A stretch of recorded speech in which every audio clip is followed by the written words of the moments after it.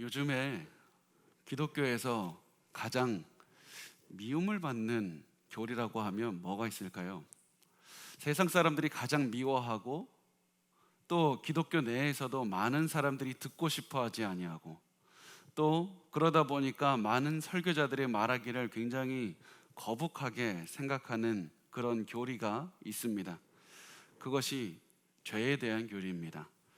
세상 사람들은 자기 자신이 죄라는 이야기를 들으면 굉장히 싫어합니다. 굉장히 거부감을 느껴서 교회에 있는 사람들도 전도할 때 당신은 죄인입니다, 이 얘기가 가장 하기 어렵습니다. 또 교회 내에서도 사람들은 회개해야 됩니다, 우리에게 죄가 있습니다, 그것이 죄라고 말을 듣는 것을 너무나도 싫어합니다. 사람들은 모두 하나님이 당신을 사랑합니다, 이 얘기는 다 듣고 싶어 하는데 당신은 죄인이기 때문에 하나님의 그 사랑이 더욱더 빛난 만큼 더욱더 크게 사랑하십니다, 이 얘기는 아무도 듣고 싶어 하지 않습니다. 그러다 보니까 죄에 대한 설교도 사라지고 또 죄에 대한 깊은 가르침도 사라지고, 그러다 보니까 제가 언젠가 한 읽은 글에서 보면 미국 교회들에서 아무도 요즘에 그 원죄에 대한 설교를 하지 않는다는 그런 그 개탄이 섞인 그런 목소리를 읽은 적이 있습니다. 저도 요즘 교회들에게 많은 설교를 듣고 많은 분들의 그 가르침을 들으면서 죄에 대한 가르침이 참 없다라는 그런 생각들도 많이 했습니다. 죄에 대해서 죄의 영향으로 언급하면서 죄의 문제로 접근해야 될 것을 요즘에는 트렌드인 것 같습니다. 많은 분들이 감정적인 세미나나 어떤 정신적인 상담의 문제로 자꾸 접근을 하는 것을 보게 됩니다. 제가 이런 것들이 중요하지 않다는 것이 아니라 죄의 문제로 생긴 것은 가장 중요한 죄를 다루어야 된다는 그 사실을 말씀을 드리는 겁니다. 죄는 반드시 죄의 문제, 영적인 문제로 접근을 해야 됩니다. 우리가 죄를 인정하지 않고 죄를 바라보지 않으면 그 죄를 더욱더 덮으신 하나님의 더 큰 은혜를 체험할 수도 없고, 우리가 죄를 생각하지 못하면 하나님께서 나를 어떻게 구원해 주셨는지도 알 수가 없습니다. 아무리 어떤 사람이 교회에 오래 나와서 예배를 드리면서 하나님의 사랑을 찬양한다 할지라도 그 마음속에 죄에 대한 고백이 없고 죄를 용서받았다는 그 감사함이 없다면 그 사람 구원받지를 못한 겁니다. 우리는 죄의 무게를 더욱더 잘 알고 깨달을수록 그리스도께서 더 필요하다는 사실을 체험하게 되고 더 많은 하나님의 은혜를 체험하게 됩니다. 그래서 오늘은 우리가 죄에 대해서 한 시간 나누려고 합니다. 그런데 죄에 대해서 짧은 시간이라서 짧게 하고 넘어갈 텐데, 우선은 초반에는 죄에 대한 그런 개괄적인 이야기들을 나누고, 그리고 마지막에는 그 죄를 어떻게 이길 수 있는지 그것에 대해서 나누도록 하겠습니다. 자, 우선 죄가 도대체 무엇인지 오늘 한번 좀 분석하면서 같이 봤으면 좋겠습니다. 죄가 무엇일까? 죄는 성경에서 히브리어로 카타라는 단어로 사용을 합니다. 카타라는 이 히브리 단어의 가장 기본적인 의미는 관역을 빗맞춘 겁니다. 목표를 맞추지 못한 것이 바로 카타하고, 그 카타를 죄라고 이렇게 말씀을 합니다. 다른 말로 하면 하나님께서 왜 카타를 죄라고 하셨냐면 하나님께서 정해놓으신 목표를 맞추지 못했기 때문에 그것을 죄라고 하신 겁니다. 그렇다면 하나님께서 주신 목표가 무엇인가?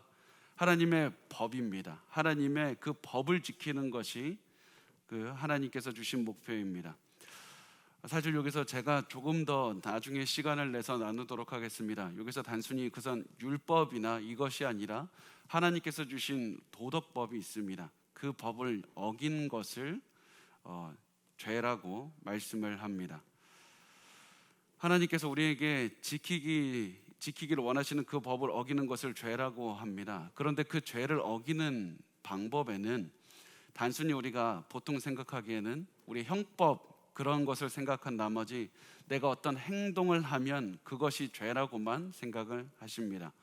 그렇지만 하나님의 법을 어기는 것은 분명히 우리가 행동으로도 어길 수 있고, 두 번째로는 우리의 마음으로도 어길 수 있고, 세 번째로는 우리의 본성으로서, 우리의 그 있는 그 상태로서 우리의 본성이 그 법을 어길 수 있습니다. 세 가지 측면에서 우리가 법을 어길 수 있다는 것, 그것을 한번 우리가 바라보도록 하겠습니다. 자, 우리는 우선 행동으로 법을 어길 수 있습니다. 가장 쉬운 예를 들어보면 십계명을 들 수 있죠. 십계명에서는 어떤 행동하지 마라, 도둑질하지 마라, 간음하지 마라, 그런 식으로 우리의 행동을 규약하는 그런 말씀을 하십니다. 우리 행동을 통해서 하나님께서 주신 그 법을 어길 수가 있습니다. 그런데 십계명을 잘 보면 단순히 우리의 행동을 규제할 뿐만 아니라 우리의 마음까지도 규제하는 계명이 들어가 있습니다. 예를 들면 출애굽기 20장 17절 말씀을 보면 이렇게 써 있습니다. 내 이웃의 집을 탐내지 말라. 탐내지 말라. 내 이웃의 집을 가져가지 말라. 내 이웃의 아내를 간음해서 이렇게 관계를 맺지 말라. 이런 것이 아니라 탐내지 말라. 탐내지 말라는 개념은 행동에 관한 법이 아니라 마음의 상태, 마음의 태도에 관한 법입니다. 하나님께서는 너의 행동, 너의 몸으로도 하나님의 법을 완벽하게 지킬 뿐만 아니라 마음으로도 법을 어겨서는 안 된다고 말씀하셨습니다. 하나님께서 무엇을 하지 말아라, 완벽하게 하지 말라고 하시는 것은 굉장히 어려운 법인데 거기에 더 나아가서 더 어려운 것을 하나님께서 요구하셨는데 그것이 무엇이냐면 마가복음 12장 30절에서 31절에 나옵니다. 우리 같이 읽겠습니다. 내 마음을 다하고 목숨을 다하고 뜻을 다하고 힘을 다하여 주 너의 하나님을 사랑하라 하신 것이요 둘째는 이것이니 내 이웃을 내 자신과 같이 사랑하라 하신 것이라 이보다 더 큰 계명이 없느니라. 하나님께서 이 계명을 어떤 계명을 주셨냐면 단순히 무엇을 하지 마라, 어떠한 마음을 품지 마라가 아니라 너의 마음은 항상 사랑으로 가득 차 있어야 된다.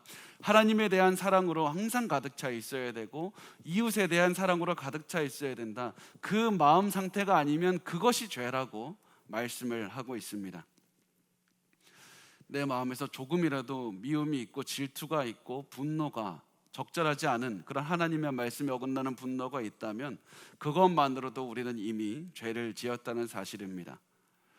그런데 그 죄는 단순히 우리의 어떤 마음 상태를 넘어가서 더 중요한 우리의 본성 자체가 죄를 가지고 있다는 것을 우리가 반드시 알아야 됩니다. 우리가 어떠한 행동, 죄를 짓는 행동을 하기 전에 우리가 어떠한 죄의 마음을 품기 전에 우리는 이미 뼛속까지 죄인이라는, 본성이 죄인이라는 사실을 이미 우리는 그 사실을 깨달아야 된다는 사실입니다. 로마서 5장 8절 말씀을 우리 같이 읽겠습니다. 시작. 우리가 아직 죄인 되었을 때 그리스도께서 우리를 위하여 죽으심으로 하나님께서 우리에 대한 자기의 사랑을 확증하셨느니라. 우리가 아직 죄인 되었을 때 우리가 죄인 되었다. 우리는 본질부터 죄인인 사람이다. 우리는 어떠한 죄를 짓는 행위를 하기 전부터 이미 죄인이라는 사실, 우리 그 자체가 죄인이라고 말씀을 하고 있습니다.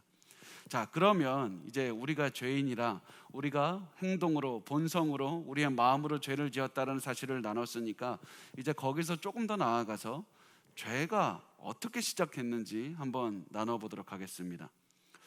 자, 죄가 어디서부터 왔을까? 죄는 여러분, 하나님께서는 죄가 없으신 분입니다. 그리고 이 세상을 지으셨을 때 죄를 넣지 않으셨습니다. 하나님은 완벽한 세상을 만드시고 보기에 좋다고 말씀하셨습니다. 만약에 그 세상에서 죄가 있었다면 보기 좋다고 하지 않으셨을 겁니다.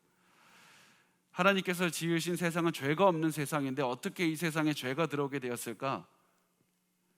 사실은 저도 생각이 있고 저도 거기에 대한 여러 가지 추측하는 것이 있고 많은 학자들이 추측을 하지만 오늘은 이 말씀을 꼭 드리고 싶습니다. 성경은 이 문제에 대해서 침묵하고 있습니다. 성경은 그러니까 천사가 어떻게 돼서 악한 마음을 먹어서 마귀가 되었는지, 어떻게 교만한 마음이 그 모든 것이 선한 곳에서 이렇게 생기게 되었는지 성경은 말씀하지 않습니다. 우리가 죄에 대해서 확실하게 알 수 있는 것이 몇 가지 있는데 그 중에 죄가 어디서부터 시작됐다, 그것은 우리가 사실은 단정적으로 말할 수는 없습니다. 다만 우리가 죄에 대해서 확실하게 알 수 있는 것은 무엇이냐면 하나님께서 창조하신 것은 아니라는 사실입니다. 하나님은 죄를 만들지 않으셨습니다. 하나님께서는 선하신 하나님께서는 천지를 창조하실 때 선한 것만 창조하셨고 죄는 하나님의 창조물이 아닙니다. 왜냐하면 하나님은 죄를 창조할 수 없고 죄를 지으실 수도 없는 분이기 때문입니다. 하나님이 죄를 짓는다, 하나님이 죄를 창조하셨다, 이거 자체가 말이 안 되는 그런 단어가, 그런 문장이 됩니다. 신명기 32장 4절 말씀을 우리 같이 읽겠습니다. 시작. 그는 반석이시니 그가 하신 일이 완전하고 그의 모든 일이 정의롭고 진실하고 거짓이 없으신 하나님이시니 공의로우시고 바르시도다. 자, 하나님에 대해서 말씀을 하는데 하나님은 정의롭습니다, 진실합니다, 거짓이 없습니다, 공의롭습니다, 바른 분입니다. 절대로 여기서 죄와 연관된 그런 것이 하나도 없습니다. 여기서 제가 반드시 한 가지 더 말씀을 드리고 싶은 것은, 우리가 보통 하나님은 전지전능하신 분입니다, 그래서 하나님은 그 불가능한 것이 없다고 말하지만 사실은 불가능한 것이 있습니다. 하나님도 못하는 것이 있습니다. 하나님은 죄를 지을 수 없습니다. 하나님은 죄를 만드실 수도 없습니다. 하나님은 불의하실 수 없습니다. 하나님은 사랑이 아닐 수 없습니다. 하나님은 그 자체로 거룩한 분이기 때문에 거룩하지 않을 수 없습니다. 하나님은 불의한다, 이렇게 하나님은 죄를 지었다, 이렇게 말하는 순간 그 말 자체가 논제가 안 되는 겁니다. 마치 1 더하기 2는 5입니다, 이런 말도 안 되는 얘기를 하는 것과 같습니다. 그래서 이 세상에 있는 죄가 하나님의 책임이다, 하나님께서 무엇인가 관여하셨다, 이렇게 도대체가 말을 할 수가 없습니다. 그러면 죄가 도대체 어디서 왔느냐? 많은 기독교 밖에서 하는 사람들이 이렇게 얘기를 합니다. 이원론이라고 보통 이야기를 하는데, 세상에는 하나님만큼 강한 신이 있어서 하나님은 선을 담당하시고 악을 담당하는 똑같이 강한 신이 있다. 그래서 그 신이 하나님, 선한 하나님과 악한 신이 서로 싸우는 곳, 그곳이 바로 세상이다, 이렇게 말을 합니다. 그런데 이런 시각은 우리가 잘 아시다시피 기독교적 시각은 아닙니다. 기독교에서는 창조주 하나님밖에 없고, 하나님은 그 동등한 능력을 가진 그 어떤 신도 세상에 없습니다. 하나님께서는 이 온 세상을 창조하셔서 하나님 말고는 다른 모든 존재는 피조물이라는 사실을 우리가 알 수가 있습니다. 그렇다면 세상에 존재하는 악, 죄, 이런 것들을 보면서 우리가 내릴 수 있는 결론이 무엇인가? 여러분, 확실하게 반드시 기억할 것은 우리는 이해할 수 없습니다. 그런데 전능하신 하나님께서 죄가 존재하도록 허락하셨습니다. 하나님께서 죄가 존재하도록 그냥 두셨습니다. 잘 생각해 보면 하나님은 전지전능하신 분이라 천사들이 죄를 지을 것도 알았습니다. 그럼에도 불구하고 하나님은 그대로 두셨습니다. 미리 막지 않으셨습니다. 하나님께서는 에덴 동산에서 아담과 하와에게 뱀이 찾아가서 아담과 하와가 죄를 지을 것을 아셨습니다. 그럼에도 불구하고 우리는 알 수는 없지만 하나님께서 아담과 하와가 뱀과 대화하게 하셨고, 그로 말미암아 죄를 짓는 그 상황을 하나님께서 그냥 두셨다는 겁니다. 왜 그럴까요? 우리는 알 수 없습니다. 그렇다고 해서 하나님께서 이 땅에 죄가 들어오게 했다고 해서 하나님을 비난해야 되고 죄가 하나님 책임입니다, 이렇게 말을 할 수가 있습니까? 절대 그럴 수가 없다는 겁니다. 다니엘서 4장 35절 말씀을 우리 같이 읽겠습니다. 시작.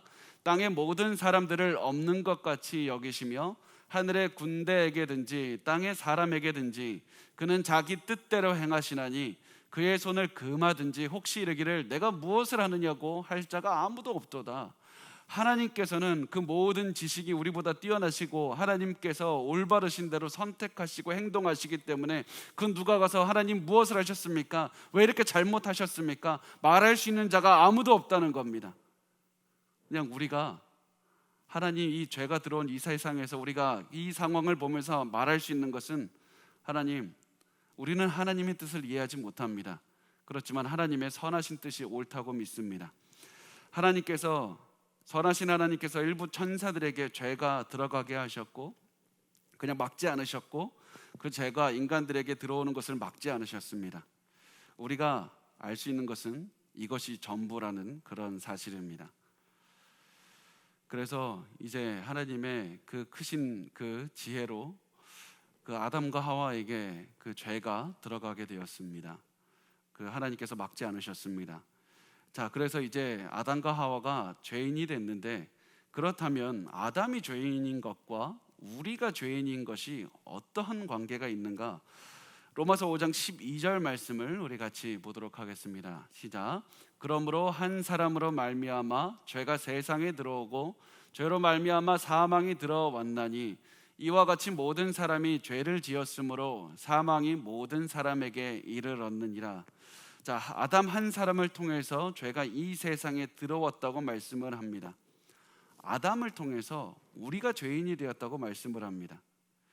자, 잘 생각해 보면 이 말씀이 아담 때문에 우리가 이제 매일매일 죄를 짓게 됐다 이 말이라기보다는 더 이 말씀의 의미가 무엇이냐면, 아담이 죄를 지었을 때 우리도 그 당시 곧바로 죄를 짓게 되고, 아담이 죄를 지은 당시에 우리도 똑같이 죄인이 된 겁니다. 아담이 죄를 지었기 때문에 나중에 우리는 선하게 가만히 남아있다가 백지 상태가 있다가, 우리가 태어났을 때 아담의 죄로 인해서 우리가 그 다음에 죄를 짓는 행동을 하겠다 이런 것이 아니라, 아담이 죄를 진 그때 우리도 똑같이 죄를 진 겁니다.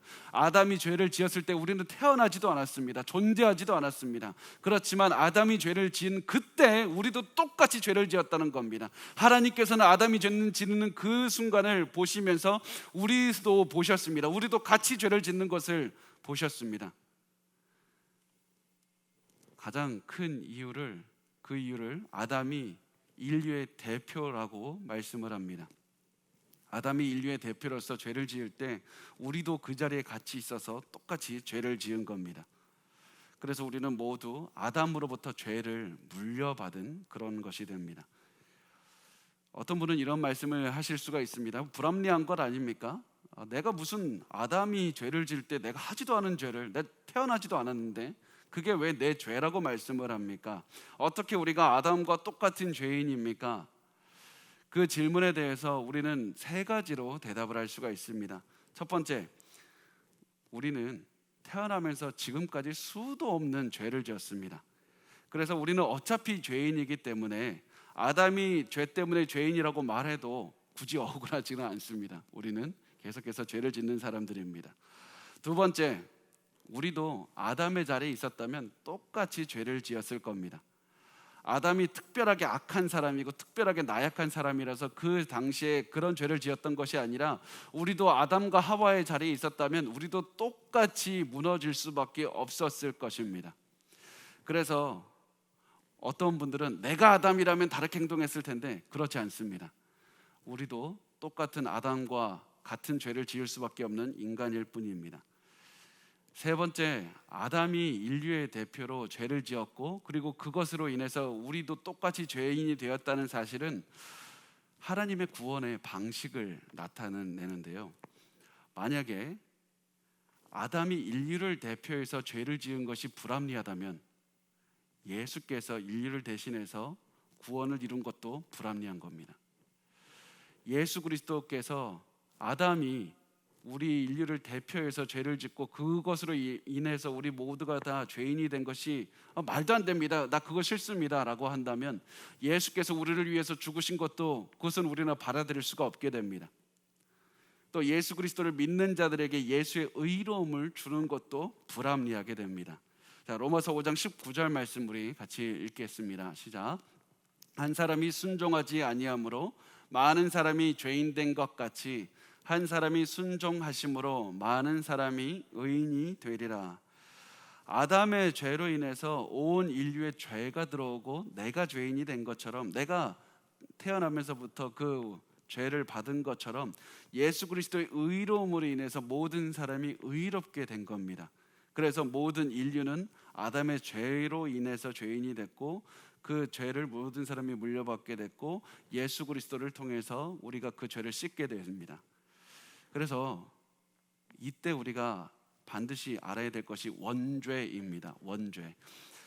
어떻게 보면 아까 제가 처음에 말씀드렸다시피 요즘에 원죄라는 그런 말을 교회나 많은 곳에서 들을 수가 없습니다. 특히 요즘에 트렌드가 학자들 사이에서도 그렇게 말합니다. 트렌드가 어떤 자기의 자범죄, 자기가 직접 범한 죄에 대해서는 많이 이야기를 하는데, 아담으로부터 받은 죄는 굉장히 희석이 되고 굉장히 요즘에 그 신학계에서도 굉장히 약해진 그런 모습들을 봅니다. 그렇지만 이 원죄의 교리는 우리가 반드시 기억해야 되고, 그것으로 인해서 우리의 그 구원을 이루신 하나님의 은혜를 더욱더 깊게 체험할 수 있기 때문에 원죄를 반드시 기억했었으면 좋겠습니다. 자, 원죄가 있다는 것, 원죄가 무엇이냐? 그게 무엇이냐면 우리 전부가 죄로 인해서 망가져 버렸다, 타락했다. 우리는 선한 일을 할 수 있는 그런 능력 자체가 없고, 우리는 항상 악을 원한다. 우리의 생각과 우리의 욕망과 우리의 보는 것, 우리가 하는 그 모든 것이 죄의 영향으로 받게 되었다. 이것이 바로 우리가 원죄를 가지고 있다는 그런 의미가 됩니다. 그래서 하나님께서 개입하지 않으시면 우리는 지옥에 갈 수밖에 없는 존재다, 이렇게 말씀을 합니다. 시편 51편 5절 말씀을 우리 같이 읽겠습니다. 시작. 내가 죄악 중에서 출생하였으며 어머니가 죄 중에서 나를 잉태하였나이다. 이 번역 때문에 많은 분들이, 우리 다윗이 고백인데 어머니가 죄인인데 죄인이 나를 낳았습니다, 이렇게 오해를 하십니다. 그런데 이 말씀은 어머니가 죄인이라는 것이 아니라 내가 어머니의 뱃속에서부터 난 죄인이었습니다. 나는 태어나기 전부터 죄인이었습니다. 어머니 뱃속에서 내가 수정이 되는 그 순간부터 나는 죄인이었고 죄인으로 나는 밖으로 나왔습니다, 이렇게 이야기를 하는 겁니다. 시편 58편 3절 말씀에서 다윗은 또 이렇게 말합니다. 같이 읽겠습니다. 악인은 모태에서부터 멀어졌으며 나면서부터 곁길로 나아가 거짓을 말하는도다. 악인은 어머니의 뱃속에서부터 죄를 짓고 거짓을 말한다는 겁니다. 그러니까 그 뱃속에서부터 계속해서 악한 자로서 우리는 원죄를 가지고 태어난다는 겁니다. 자꾸 이렇게 그 원죄에 대한 교리가 약해지는 것이 그 장로교의 그 신학이 굉장히 약해지고, 많은 분들이 그 장로교의 신학을 이렇게 좀 가볍게 여기기 때문입니다. 우리의 신학에서 굉장히 중요한 거, 원죄를 붙잡지 않으면 나머지 예수 그리스도의 은혜, 그런 것들도 다 체험할 수 있는 그런 길들이 막히고 맙니다. 그래서 우리가 반드시 기억할 것은, 사람이 원래 백지 상태였는데 살다 보니까 환경의 영향을 받아서 악하게 변했다, 이런 것이 아니라 인간은 태어날 때부터 그 끝을 알 수 없을 정도로 뼛속까지 죄인이다, 이것을 말씀을 합니다. 그래서 이것을 보면서 우리가 당연히 내릴 수 있는 논리적 결론이 무엇이냐면, 아주 예쁘고 귀여운 어린아이라고 해도 죄인이라는 사실입니다. 갓난 아기도 죄인이라는 사실입니다. 이 사실은 아기를 키워본 그 부모님은 누구라도 인정합니다. 애는 어떻게 이렇게 안 가르쳤는데 나쁜 짓은 골라 하냐고, 이렇게. 저도 그런 얘기를 듣진 않았는데, 누군가가 어린아이에게 죄 짓는 법을 가르쳐 줘야지만 이 아이가 죄를 짓는 것이 아니라 알아서 죄를 짓습니다. 그런데 오히려 아이에게 죄를 짓지 않도록 가르쳐야만 그 아이는 죄를 이길 수 있는 힘이 생긴다는 겁니다. 아기도 철저하게 원죄를 가지고 태어난 그런 인간입니다. 그래서 바울은 말합니다. 에베소서 6장 4절 말씀을 같이 읽겠습니다. 시작. 또 아비들아, 너희 자녀를 노엽게 하지 말고 오직 주의 교훈과 훈계로 양육하라. 하나님께서는 너희 자녀들이 그 원죄를 가지고 태어난 죄인이기 때문에 하나님의 말씀으로 가르쳐야 된다, 양육해야 된다, 징계해야 된다. 훈육과 가르침을 통해서 말씀으로 계속해서 이끌어줘야만 이 아이가 하나님의 말씀을 체험하고 하나님의 그 원하시는 모습으로 변할 수 있다는 겁니다. 인간은 어떤 죄를 짓기 전부터 그 존재 자체가 어머니 뱃속에서부터 죄인이라는 사실을 반드시 기억하셨으면 좋겠습니다.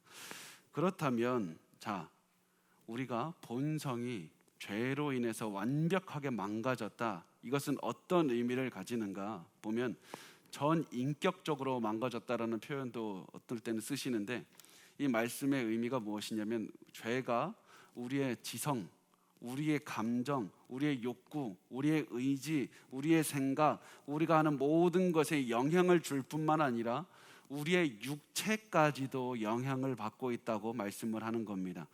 우리 죄가 우리의 모든 우리 내면에서 이루어지는 것뿐만 아니라 우리 육체까지에도 영향을 주어서 우리가 악한 것을 하기 원할 뿐만 아니라 우리의 몸도 노화가 일어나고 결국 병에 걸리게 되고 죽음까지 이르게 된다는 사실입니다.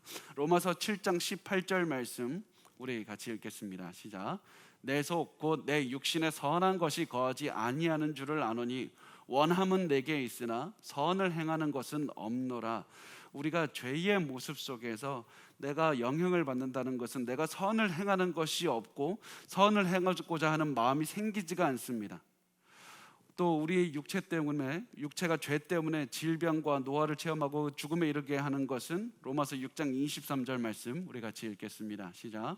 죄의 싹은 사망이요 하나님의 은사는 그리스도 예수 우리 주 안에 있는 영생이니라. 죄로 인해서 우리가 전 인격적으로 몸부터 육신과 우리의 영까지도 우리가 그 죄의 영향을 받게 되었다. 그래서 이 말은 예수 그리스도의 개입이 아니면 우리는 도대체 방법이 없습니다. 내가 하나님을 선택할 수가 없습니다. 내가 조금이라도 하나님을 선택할 수 있는 여지조차 없다는 것이 바로 우리의 원죄에 대한 우리의 생각이 됩니다. 자, 그런데 혹시 이런 생각 들지 않으셨습니까? 예수님 안 믿어도 착하게 사는 사람들 내 주위에 굉장히 많습니다. 예수님 안 믿어도 법 없이 살 사람 참 많습니다. 그런데 어떻게 예수님을 믿어야지 선하게 살 수 있다 이렇게 말씀을 하십니까? 크리스찬보다 어떤 사람들을 보면 크리스찬보다 훨씬 더 선하게 살아갑니다. 이런 것에 어떻게 대답을 하시겠습니까? 자, 우선 하나님께서는 예수를 믿지 않아도 착한 일을 할 수 있는 능력을 주셨습니다. 모든 사람들에게 다 주셨습니다.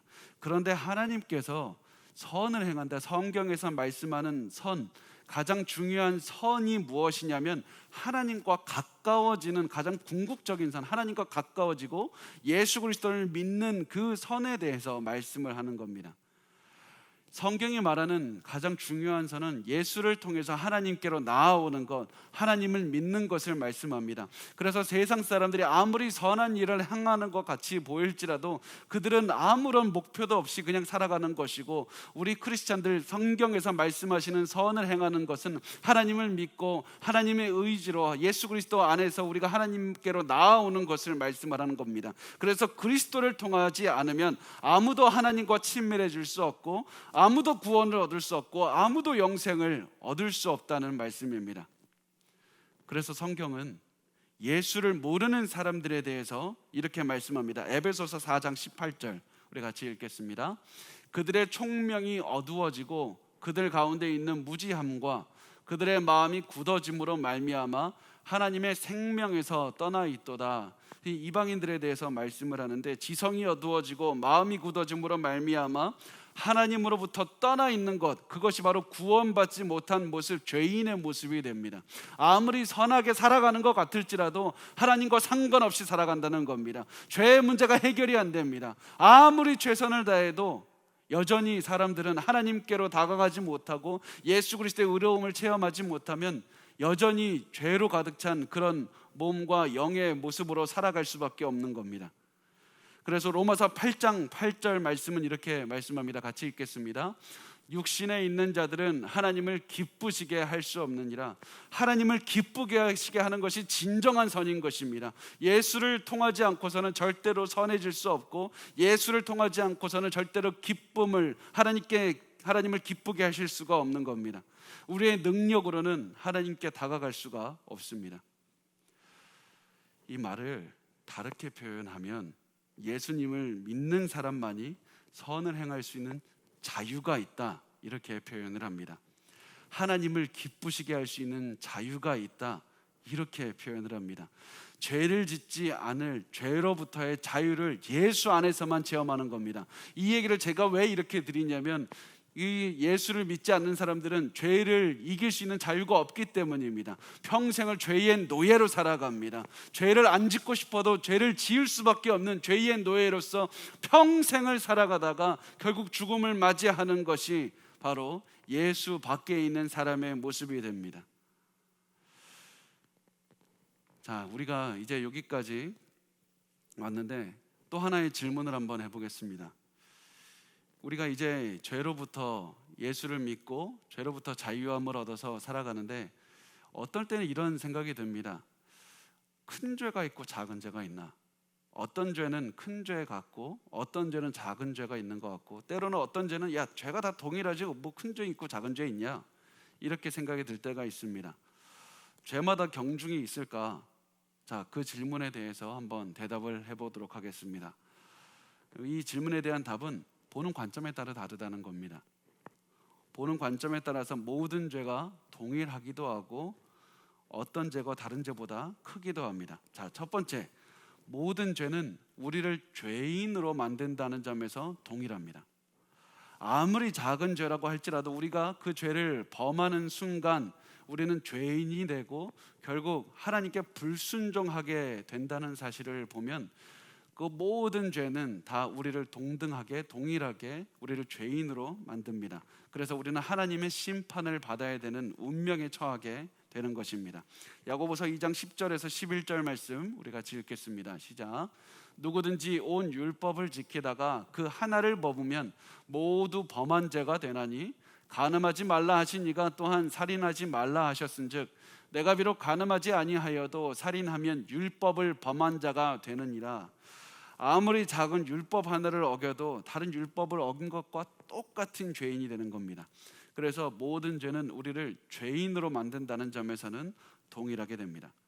그런데 이것과는 다르게 그 죄가 우리에게 미치는 영향, 죄가 하나님과 우리 관계에 미치는 영향, 죄가 사람과 사람간에 그 미치는 영향이나 교회에 미치는 영향, 사회에 미치는 그런 영향들을 생각해 봤을 때 어떤 죄는 더 크기도 하고 어떤 죄는 작기도 합니다. 죄의 결과, 죄의 영향에 따라서 어떤 죄는 큰 죄가 되고 어떤 죄는 작은 죄가 됩니다. 자, 요한복음 19장 11절 말씀 우리 같이 읽어보겠습니다. 예수께서 대답하시되 위에서 주지 아니하셨더라면 나를 해할 권한이 없었으리니 그러므로 나를 내게 넘겨준 자의 죄는 더 크다 하시니라. 이 사람의 죄가 더 크다. 무슨 말씀을 하시냐면 예수님께서 빌라도에게 가룟 유다에 대해서 말씀을 하시는데, 가룟 유다, 지금 보면 빌라도는 예수님을 지금 심판하고 있는 자리에 있기 때문에 분명히 죄를 짓고 있는 겁니다. 그런데 가룟 유다는 어떻습니까? 지금까지 예수님과 3년 이상 같이 있었습니다. 그런 가룟 유다가 예수님을 배신하고 예수님을 죽도록 팔았습니다. 그렇기 때문에 예수님께서는 가룟 유다의 죄가 빌라도의 죄보다 더 크다. 누구의 죄가 누구의 죄보다 더 크다고 이렇게 말씀을 하셨습니다. 또 다른 예를 들어볼까요? 마태복음 23장 23절 말씀을 같이 읽겠습니다. 시작. 화 있을진저 외식하는 서기관들과 바리새인들이여, 너희가 박해와 회향과 근체의 11조는 드리되 율법에 더 중한 바 정의와 긍휼과 믿음은 버렸도다. 그러나 이것도 행하고 저것도 버리지 말아야 할지니라. 아멘. 예수님께서 바리새인들에게 너희가 작은 계명은 지켰다, 그거 잘한 것이다, 11조를 드리는 계명은 지켰지만 더 중요한 계명인 정의를 실천하고 자비와 믿음은 실천하지 않았다. 너 왜 그 큰 것을 행하지 않았느냐. 그래서 이 말씀에서 더 중요한 계명이 있고 더 덜 중요한 계명이 있다라고 말씀을 하신 것이고, 더 큰 계명을, 중요한 계명을 어긴 것은 더 큰 죄를 지은 것이고 덜 중요한 계명을 어기면 더 작은 죄를 짓는 결과를 낳게 됩니다. 이 말을 좀 어렵게 해서 혹시 제가 요즘의 말로 한번 생각을 해보면, 어떤 사람이 예를 들면 편의점에서 돈을 훔쳤다고 우리가 한번 가정을 해보겠습니다. 돈을 훔친 것 자체로 이미 죄를 지은 겁니다. 그런데 이 사람이 돈을 훔치는 과정에서 편의점 주인과 싸웠습니다. 그러면 더 죄가 더 많아졌겠죠. 근데 편의점 주인과 싸울 뿐만 아니라 편의점 주인을 폭행하고 말리는 손님도 같이 폭행했다면 더 큰 죄가 되게 됩니다. 그래서 이 사람이 어떤 죄를 지었든지 간에 죄인이라는 사실에는 변함이 없지만 이 죄가 생기게 한 여파 그리고 영향과 결과를 바라볼 때 이 사람은 더 큰 죄를 지은 사람이 될 수도 있고 더 작은 죄를 지은 사람이 될 수도 있다. 이것을 우리가 알 수가 있습니다. 자, 그래서 이것까지 한 다음에 우리가 이제 다음에 할 수 있는 질문이 무엇이냐면, 그러면 알겠습니다. 이제 큰 죄도 있고 작은 죄도 있고, 그렇다면 크리스찬도 죄를 지을 수 있습니까? 우리는 다 죄를 용서받은 사람이라고 하지 않았습니까? 크리스찬들이 죄를 지을 수가 있습니까?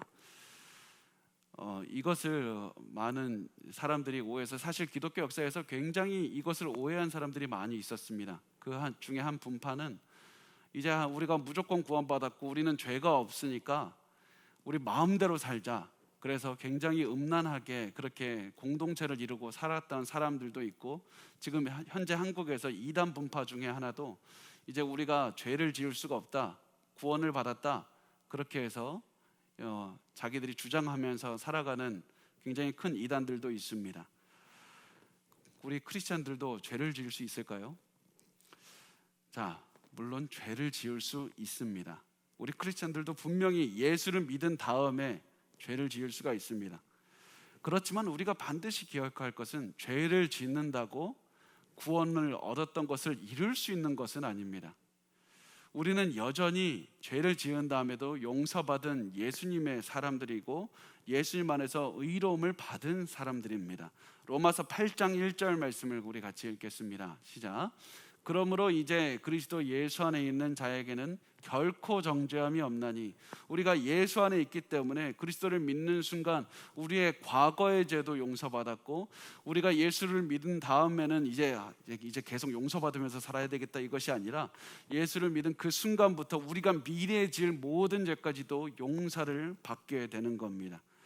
그래서 우리 그리스도인들이 죄를 지었다고 해서 구원을 갑자기 잃어버리지는 않습니다. 지옥에 가지도 않습니다. 그리고 중요한 사실이 무엇이냐면, 성경은 우리가 크리스찬들이 예수를 믿은 다음에도, 성령을 받은 다음에도 여전히 죄를 지을 것이라고 말씀한다는 사실입니다. 요한일서 1장 8절 말씀 우리 같이 읽겠습니다. 시작. 만일 우리가 죄가 없다고 말하면 스스로 속이고 또 진리가 우리 속에 있지 아니할 것이요. 지금 요한이 누구에게 말하고 있냐면 크리스찬들에게 말하고 있는 겁니다. 크리스찬들에게 우리에게도 죄가 있다, 그리스도인들도 매일 죄를 지을 수밖에 없다, 죄가 사도 요한에게도 일상생활로 지을 수밖에 없었던 것만큼 우리 모두는 예수를 믿은 다음에서도 죄를 지으면서 살아갈 수밖에 없습니다. 다만 우리의 삶의 모습에서 예수를 향한, 예수를 닮은 모습으로 변화가 된다는 사실에서 다른 겁니다. 세상 사람들은 죄를 짓는 그 모습에서 끝까지 살아가지만, 예수를 믿은 사람들은 이제는 예수를 닮아가기 위해서 변화되어 가며 죄를 없애가기 위해서 노력하며 살아갑니다. 그래서 우리가 죄를 짓는다는 말이 죄를 가볍게 여겨도 된다, 그냥 내가 죄 지었네 하고 그냥 대충 넘어가도 된다는 말이 아닙니다. 우리가 죄를 짓는다고 해서 하나님께서 우리를 증오하시지는 않지만, 마치 부모님이 사랑하는 자식이 잘못을 저질렀다고 갑자기 증오하고 분노해서 버리는 것이 아니라, 그 자식을 사랑하지만 그 모습을 기뻐하지 않듯이, 하나님은 우리가 죄를 짓는다고 해서 증오하고 버리는 것이 아니라 우리를 그 모습에서 기뻐하지 않으시는 겁니다. 자, 에베소서 4장 30절 말씀을 우리 같이 읽겠습니다. 시작. 하나님의 성령을 근심하게 하지 말라. 그 안에서 너희가 구원의 날까지 인치심을 받았느니라. 우리가 죄를 짓는 것이 가능하지만 죄를 안 짓는 것이 가장 좋기 때문에 지금 에베소서에서는 하나님의 성령을 근심하게, 슬프게 하지 말라, 하나님을, 그 죄를 지으며 성령을 근심하게 만드는 것이라고 말씀을 합니다. 그래서 우리 크리스천들이 죄를 지으면 반드시 하나님께서 무엇을 하시냐면 우리를 죄에서 돌이키게 하십니다. 그래서 징계를 하시는 것입니다. 우리 요한계시록 3장 19절 말씀을 우리 같이 읽어볼까요? 시작. 물은 내가 사랑하는 자를 책망하여 징계하더니 그러므로 내가 열심을 내라 회개하라.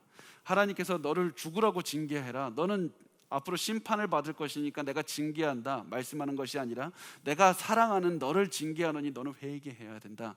내가 회개하지 않으면 너를 버리겠다라는 것이 아니라 하나님께서 이미 선택하시고 사랑하셨다면 구원을 이루게 하시지만 그럼에도 불구하고 하나님을 기쁘시게 하고 너가 예수 그리스도의 모습으로 변하게 하기 위해서 열심을 내서 회개하라고 말씀을 하는 겁니다. 그래서 우리가 천국에 가기까지 사실은 우리가 아무리 회개를 하고 노력을 해도 죄를 계속해서 지을 수밖에 없을 겁니다. 그렇지만 더욱더 죄를 이겨내기 위해서 매일매일 기도하고 노력하고 죄와 싸워내야 됩니다. 매일 예수 그리스도의 모습으로 변화가 되어서 죄를 조금씩 이겨내야 됩니다. 그리고 우리가 죄를 지으면 하나님을 기쁘시게 하지 못하고 또 성령을 근심하게 할 뿐만 아니라 죄를 짓지 말아야 될 또 하나의 이유가 있는데, 죄가 우리의 사역에, 우리가 하는 일에, 하나님을 위해서 하는 그 모든 일에 악한 영향을 끼치기 때문입니다. 요한복음 15장 4절부터 5절 같이 읽도록 하겠습니다. 시작. 내 안에 거하라 나도 너희 안에 거하리라. 가지가 포도나무에 붙어 있지 아니하면 스스로 열매를 맺을 수 없음 같이 너희도 내 안에 있지 아니하면 그러하리라.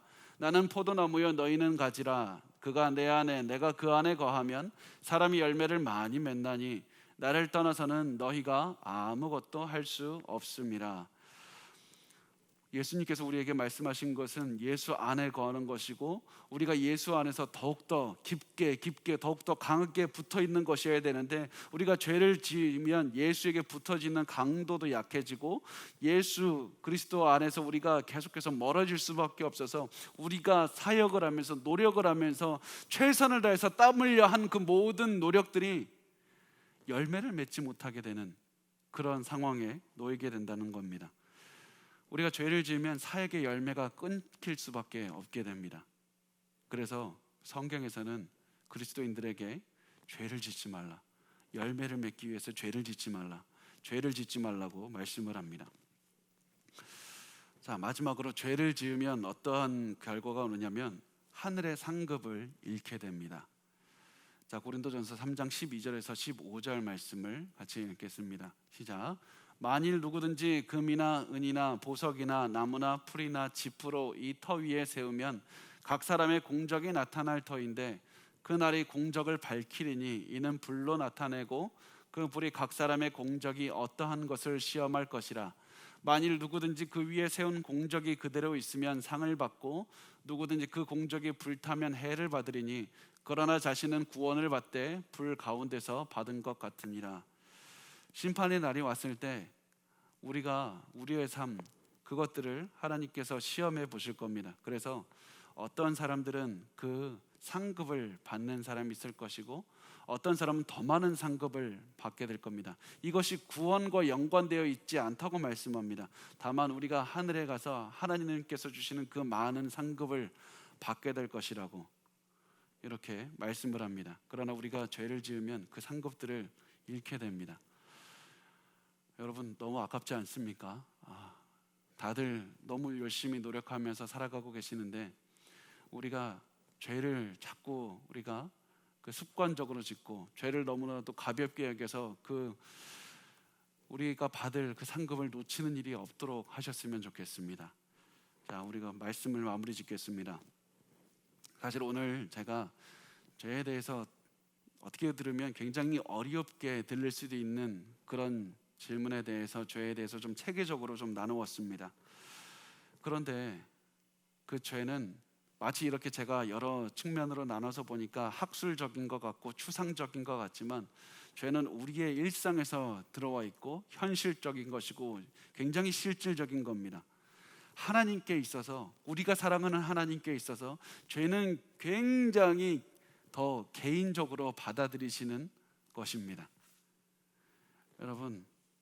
여러분은 죄를 어떠한 마음으로 대하고 있습니까? 죄는 존 파이프 목사님이 이렇게 죄에 대해서 말씀을 하셨더라고요. 죄는 당신의 마음이 하나님으로 인해 만족하지 못할 때 하는 모든 것이다. 내가 하나님으로 인해서 만족하지 못하면서 무엇을 행하고 있다면 하나님께 영광 돌리지도 못하고 죄를 짓고 있다는 사실입니다. 우리가 죄를 대할 때 너무나도 이런 마음으로 대하지 않습니까? 이거 죄니까 그냥 하지 말고, 이거 죄가 아니니까 하고, 내가 11조 냈으니까 나머지는 내 마음대로 하고, 내가 이거는 내 마음대로 하고, 이것은 성경에서 죄라고 했으니까 하지 말고. 우리가 그런 것이 아니라 하나님을 사랑하는 마음으로 우리의 삶 전체를 하나님께 영광을 돌리기 위해서 살았으면 좋겠습니다. 우리가 죄로부터 열심히 도망가고 오직 하나님을 향해서만 달려갔으면 좋겠습니다. 하나님을 사랑하기 위해서 최선을 다하고 하나님께 그 영광을 돌리기 위해서는 우리가 무엇을 할 수 있을까 매일매일 고민하면서 살았으면 좋겠습니다. 어떻게 하면 내가 오늘 나에게 주어진 이 순간에서 하나님을 더욱더 믿을 수 있을까, 하나님을 더욱 사랑할 수 있을까, 그 마음으로 살아갔으면 좋겠습니다. 그렇게 할 때 하나님께서 우리에게 죄를 이길 수 있는 힘을 주실 뿐만 아니라 하나님의 모습으로 더욱더 닮아갈 수 있도록 변화시킬 것이고, 우리가 그 모습으로 매일매일 살아가면 엄청나게 많은 삶의 열매들을 맺게 하실 뿐만 아니라 나중에 천국에 갔을 때, 예수님 심판대 앞에 섰을 때 엄청나게 많은 상급으로 우리에게 주시는 그런 영광의 날을 우리에게 주실 줄 믿습니다.